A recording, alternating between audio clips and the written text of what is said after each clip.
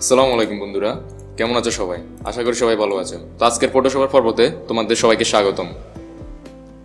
তো আজকে আমরা ফটোশপটি ওপেন করে নিই। প্রথমে ফটোশপটি ওপেন করার পর আজকে আমরা ফটোশপের পরবর্তী কাজগুলো দেখব।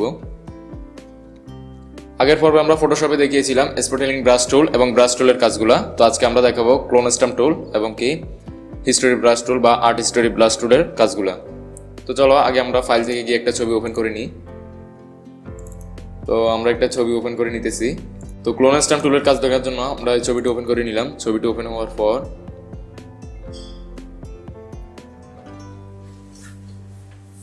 তো ছবিটি আমরা ওপেন করে নিলাম। ওপেন করার পর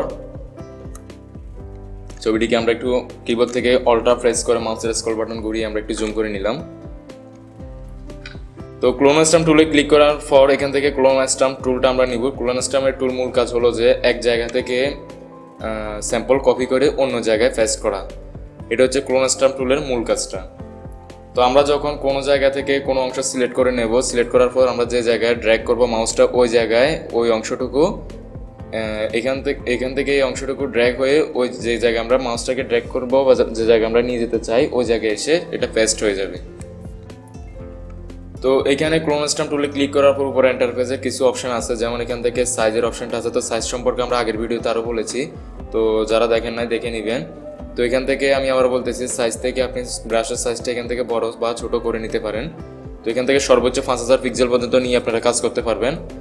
তো আমরা নর্মালি 100-200-200-র ভিতরে রেখে আমরা কাজ করি। তো আমি এখান থেকে 100 নিলাম এবং হার্ডনেসটা আমি এখান থেকে হার্ডনেস চাইলে আমি 100 পর্যন্ত নিতে পারি, অথবা আমি 0-তে রেখেও কাজ করতে পারি, অথবা এখান থেকে ব্রাশের বিভিন্ন সাইজ রয়েছে, আমরা এই সাইজগুলো নিয়েও কাজ করতে পারি।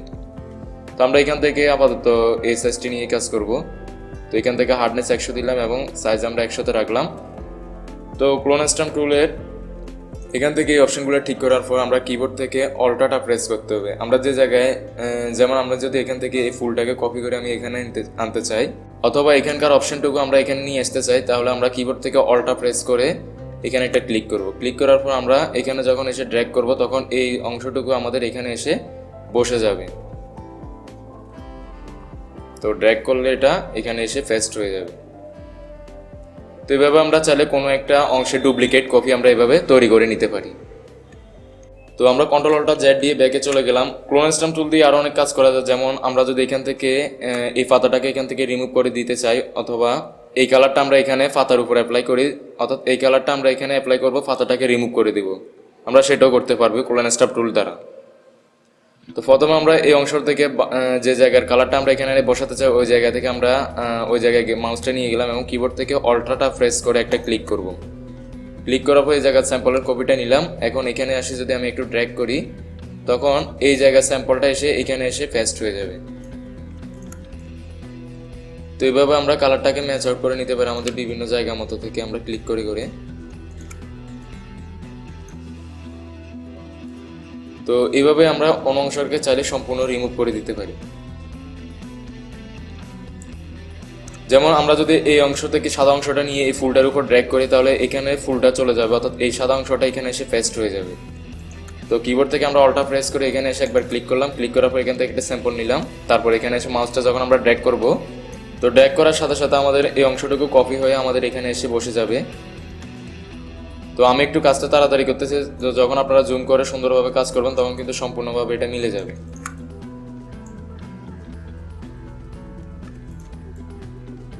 এইভাবে আপনারা ড্র্যাগ করে কাজগুলো করে নেবেন। তো এই হচ্ছে মোটামুটি আমাদের ক্লোন স্ট্যাম্প টুলের কাজগুলো। তো ক্লোন স্ট্যাম্পের কাজগুলো এভাবে করা হয়। এরপর এখানে বিভিন্ন মোড রয়েছে, আমরা চাইলে অন্যান্য মোডে নিয়ে আমরা ক্লোন স্ট্যাম্প টুলের কাজ করতে পারি, অথবা এখান থেকে অপাসিটি বাড়িয়ে কমিয়ে কাজ করতে পারি। তো সাধারণত আমরা অপাসিটি 100 এবং ফ্লোটা 100 রেখে আমরা কাজ করব, তাহলে ভালোভাবে জায়গাটা অ্যাডজাস্ট হবে অথবা ম্যাচ আউট হবে। তো এরপর রয়েছে প্যাটার্ন স্ট্যাম্প টুল। তো এখানে যদি আমরা ক্লিক করি, এটার কাজ হচ্ছে মূলত কোনো একটা প্যাটার্নকে এটার উপর অ্যাপ্লাই করা। তো প্যাটার্ন টুলটা সিলেক্ট থাকা অবস্থা আমরা উপরের ইন্টারফেস থেকে আমরা এখান থেকে ব্রাশের সাইজ আছে, তো সাইজটা আমরা এখান থেকে বড় অথবা ছোট করে নিতে পারি। তারপর এখানে হার্ডনেস আছে, হার্ডনেস চাইলে ধরতে পারি। তো এই কাজগুলো মোটামুটি সেম আগের মতনই। আবার এগুলো মাউসে যে কোনো জায়গায় গিয়ে মাউসের রাইট বাটনে ক্লিক করলে এটা ব্রাশের সাইজ এবং এই অপশনগুলো আবার আসবে এখানে। তো এইভাবে আমরা সাইজগুলো এখান থেকে নিতে পারি। তারপর এখানে অপাসিটি আমরা 100 রাখতে পারি, ফ্লোটা 100 রেখে কাজ করতে পারি। এখান থেকে বিভিন্ন প্যাটার্ন আছে, তো আমরা প্যাটার্নগুলো যখন এখান থেকে, যেমন এই প্যাটার্নটা যদি আমরা সিলেক্ট করি এবং এখানে মাউস ড্র্যাগ করি, তাহলে দেখুন এই প্যাটার্নটা এখানে এসে অ্যাপ্লাই হইতেছে। তো আমরা চাইলে অন্যান্য প্যাটার্ন নিয়েও কিন্তু এখানে কাজ করতে পারি। যেমন এই প্যাটার্নটাকে যদি আমরা এখানে ড্র্যাগ করি, তাহলে এই প্যাটার্নের কালারগুলো এখানে এসে অ্যাপ্লাই হবে। প্রথমে যখন আমরা এখান থেকে প্যাটার্নে ক্লিক করব, তখন প্যাটার্নে কয়েকটা অপশন দেখাবে। যখন আমাদের আরও প্যাটার্ন দরকার হবে, তখন আমরা এই অপশনে যখন আমরা ক্লিক করব, সেটিংয়ের মতন একটা আইকন অপশন আছে, এখানে যখন আমরা ক্লিক করব, তখন এখানে অনেকগুলো প্যাটার্ন দেখা যাবে। তো আমরা প্রয়োজন অনুসারে আমাদের প্যাটার্নগুলো এখান থেকে নিয়ে নিতে পারি। যেমন আমরা যদি এখান থেকে, যেমন এই প্যাটার্নে যদি আমরা ক্লিক করি, তাহলে এখান থেকে আমরা এই অপশনে যদি ক্লিক করি, তাহলে এখানকার কিছু প্যাটার্ন এখানে নতুন এসে অ্যাড হয়ে যায়। তো আমরা চাইলে এগুলো নিয়েও আমরা এখান থেকে কাজগুলো করতে পারি। তো এইভাবে আমাদের ছবির মধ্যে যদি কোনো প্যাটার্ন ইউজ করতে হয়, তাহলে আমরা এখান থেকে প্যাটার্নগুলো দিতে পারি। আবার এখানে ক্লিক করার পর আপনারা সেটিং অপশনে ক্লিক করলে এখান থেকে নিউ প্যাটার্ন আপনারা তৈরি করতে পারেন, অথবা ডিলিট প্যাটার্নে চাপ দিলে প্যাটার্ন ডিলিটও করতে পারেন। তো হচ্ছে মোটামুটি আমাদের প্যাটার্ন স্ট্যাম্প টুলের কাজটা। এরপর আছে আমাদের হিস্টোরি ব্রাশ টুল।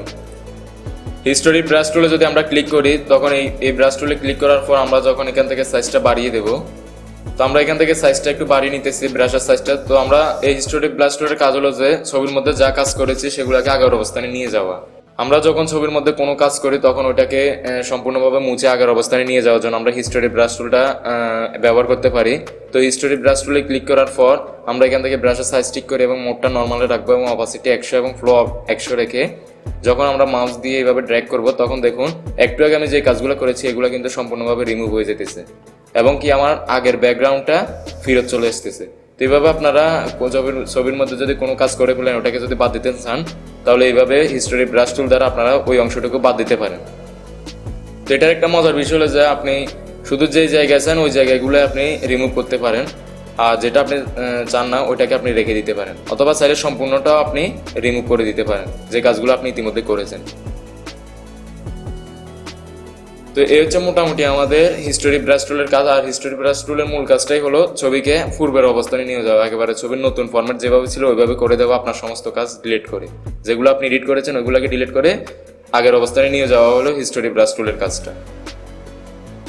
এরপর আছে আর্ট হিস্টোরি ব্রাশ টুল। এখানে যদি আমরা ক্লিক করি, এই ব্রাশ টুলের কাজ হচ্ছে যখন আমরা এখান থেকে ব্রাশের সাইজটা বাড়াবো, এখান থেকে আমরা যদি ব্রাশের সাইজটা যেমন আরেকটু বাড়িয়ে নিলাম, সাইজটা বাড়ানোর পর যদি আমরা এখানে ক্লিক করি, আর্ট হিস্টোরি ব্রাশ টুলের মূল কাজটাই হলো ছবিকে গোলা করে দেওয়া, অর্থাৎ ছবিটাকে নষ্টর মতো করে দেওয়া অথবা একটু ব্লার করে দেওয়া। অনেকটা বেশি পরিমাণে ব্লার করার জন্য আমরা আর্ট হিস্টোরি ব্রাশ টুলটা ইউজ করতে পারি, বা ছবিকে যদি আমরা কোনো অংশকে একেবারেই গোলাটে করে দিতে চাই, তাহলে আমরা আর্ট হিস্টোরি ব্রাশ টুলটা ইউজ করতে পারি। তো আর্ট হিস্টোরি ব্রাশ টুলের সাইজটা ঠিক করার পর তারপর এখান থেকে মোড নর্মালে রাখতে পারি, চাইলে আরও কিছু অপশন আছে, আমরা চাইলে এগুলো নিয়ে কাজ করতে পারি। এরপর অপাসিটি আমরা 100 রেখে, তো এখানে বাকি অপশনগুলো আমরা 100 রাখলাম। অপাসিটি 100 রেখে আমরা যদি এখান থেকে ক্লিক করি, তাহলে দেখেন এই ছবির অংশটুকু গোলাটে হয়ে গেছে। তো এইভাবে আপনারা ছবিকে চাইলে সম্পূর্ণভাবে ব্লার মোডে নিয়ে যেতে পারেন, অথবা ছবিটিকে চাইলে নষ্ট করে দিতে পারেন। কন্ট্রোল জেড দিয়ে আমি ব্যাকে চলে গেলাম। এরপর এখানে এরিয়া আছে। এরিয়া যদি আপনার এরিয়া যত বাড়াবেন, অর্থাৎ পিক্সেল অনুসারে আছে, আপনারা যত পিক্সেল বেশি দিবেন তত বেশি এরিয়া নিয়ে এটা কাজ করবে, আর যত এরিয়া কমাবেন তত ছোট আকারে এটা কাজ করবে। এরপর রয়েছে টলারেন্স। টলারেন্স যদি আমরা সম্পূর্ণভাবে বাড়িয়ে দিই, তাহলে ছবির মধ্যে গোলাটে ভাবটা একটু কম আসবে, আর টলারেন্স যদি আমরা কমিয়ে দিই, তাহলে ছবির মধ্যে গোলাটে ভাবটা আরো বেশি আসবে। তো কাজটা আমি আবার দেখাতেছি। আমরা কন্ট্রোল জেড দিয়ে ব্যাকে চলে গেলাম, কন্ট্রোল অল্টা জেড দিয়ে। কিবোর্ড থেকে কন্ট্রোল অল্টা জেড যদি একসাথে চাপ দেন, তাহলে কিন্তু আপনারা সম্পূর্ণভাবে ব্যাকে যেতে পারবেন, অর্থাৎ কাজগুলোকে পুনরায় কাজ ফিরিয়ে আনতে পারবেন। আপনারা ব্যাকে যাওয়ার জন্য কন্ট্রোল অল্টা জেড চাপ দিবেন কিবোর্ড থেকে। তো আমরা টলারেন্স যদি এখান থেকে আমরা দেখেন এখন দিলাম 100%, তো এখানে একটা টান দিলাম, এটা হচ্ছে 100% দেওয়ার পর, টলারেন্স 100% দেওয়ার পর এরকম একটা হালকা গোলাটে হয়েছে। আমরা যদি টলারেন্স এখান থেকে কমিয়ে 0%, অর্থাৎ নর্মাল যেরকম থাকে 0% রাখি, তারপর এখানে আরেকটা টান দিলাম, তাহলে দেখেন এইখানের কিন্তু গোলাটে ভাবটা অনেকটা বেশি এসেছে এইখানের তুলনায়। অর্থাৎ টলারেন্স যদি আপনারা বাড়ান, তাহলে ছবির মধ্যে গোলাটে ভাব কম আসবে, আর যদি টলারেন্স কমান, তাহলে ছবির মধ্যে গোলাটে ভাবটা একটু বেশি আসবে। তো এই হচ্ছে মোটামুটি আমাদের আর্ট হিস্টোরি ব্রাশ টুলের কাজটা। তো বন্ধুরা, আজকে আমরা শিখলাম ক্লোন স্ট্যাম্প টুলের কাজ এবং প্যাটার্ন স্ট্যাম্প টুলের কাজ এবং কি হিস্টোরি ব্রাশ টুল এবং আর্ট হিস্টোরি ব্রাশ টুলের কাজগুলো। তো পরবর্তীতে আমরা এখান থেকে ইরেজার এবং কি গার্ডিয়ান টুলের কাজগুলো দেখব। তো প্রত্যেকটি টুলের কাজ আপনারা সবাই দেখে নেবেন। যারা এর আগের পর্বগুলো মিস করেছেন তারা অবশ্যই এর আগের পর্বগুলো দেখবেন, কারণ এর আগের পর্বগুলো না দেখা ছাড়া আপনারা নতুন পর্বের মধ্যে কিছুই বুঝতে পারবেন না বা বুঝতে সমস্যা হবে। তো আপনারা আগের পর্বগুলো অবশ্যই দেখে নেবেন আর আমাদের চ্যানেলটিকে অবশ্যই সাবস্ক্রাইব করে দিবেন। ভিডিওগুলো স্কিপ না করে অবশ্যই আপনারা ভিডিওগুলো সম্পূর্ণভাবে মনোযোগ সহকারে দেখবেন, কারণ ফটোশপ শিখতে গেলে অবশ্যই মনোযোগ দিতে হবে। মনোযোগ যদি না হয় তাহলে কিন্তু ফটোশপ শিখে যাবে না। তো টুলের কাজগুলো কিন্তু অবশ্যই গুরুত্ব সহকারে দেখবেন। তো আমি টুলের কাজ বেশি দেখাই দিচ্ছি না, আমি শুধু দুটা করে টুলের কাজ দেখাই দিচ্ছি, এগুলো সম্পর্কে বিস্তারিত বলতেছি। তো আপনারা টুলের কাজগুলো অবশ্যই ভালোভাবে দেখবেন। তো এতক্ষণ পর্যন্ত টুলের কাজগুলো দেখার জন্য সবাইকে ধন্যবাদ এবং সবাইকে আগামী পর্বগুলো দেখার জন্য আমন্ত্রণ রইল। তো ধন্যবাদ সবাইকে।